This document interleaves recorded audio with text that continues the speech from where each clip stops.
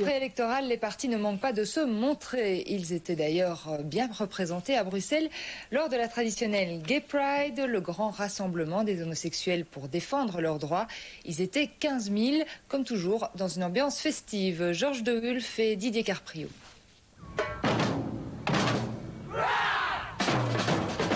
Un air de samba pour ouvrir le cortège, les tambours annoncent un défilé musical coloré. Mais un arc-en-ciel peut en cacher un autre. En fin de peloton, ce sont les partis politiques qui se montrent. Les élections sont dans 15 jours. La Gay Pride est donc une opportunité que beaucoup n'ont pas manqué. Tant côté flamand que francophone, les socialistes et les écolos ont chacun dans leur style tenu à participer à l'événement.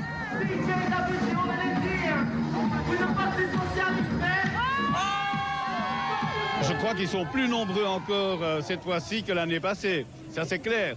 Mais bon, ça c'est de bonne guerre, quoi. Eux, ils mènent leur campagne, nous on mène notre campagne. Et en matière de campagne, les participants semblent plutôt bien s'y connaître. Place donc à l'ambiance, à la foule, au défoulement.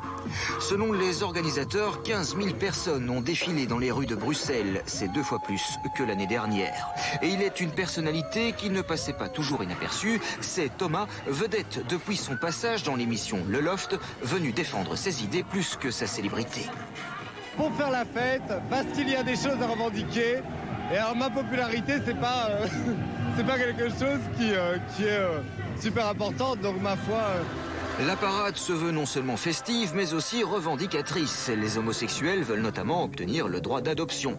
La Gay Pride est une manière de sensibiliser l'ensemble de la population, enfin presque, puisque aux yeux de certains, l'événement est visiblement passé complètement inaperçu.